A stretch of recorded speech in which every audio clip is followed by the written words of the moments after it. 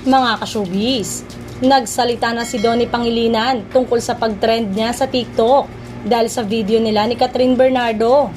Matatandang sa video ay nilapitan niya si Kat na todo sa pagsayaw. Naganap ang nasabing interaction sa after party ng wedding ni Robby Domingo at Mikey Pineda. Say ni Donnie, sa pag-trend ng video, syempre wedding ng friend namin yon. We had a great time.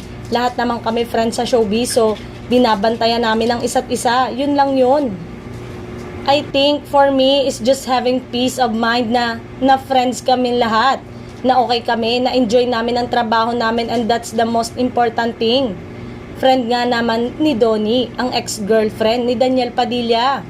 Naganap ang pahayag ni Donnie sa press junket ng isang upcoming movie niya na mapapanood na sa mga sinehan simula January 24, 2024. May ilang fans ang naglabas ng opinyon sa naging pahayag ni Donnie.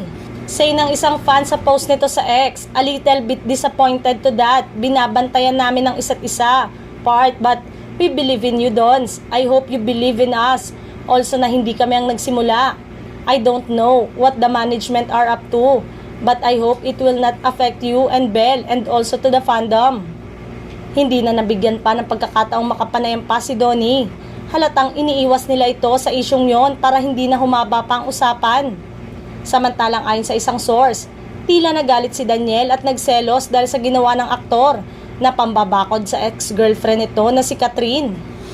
Irritable nga daw si Catherine sa ginawa ni Daniel sa kasal ni Robby Domingo dahil ang kilos nito ay parang sila pa din ng aktres.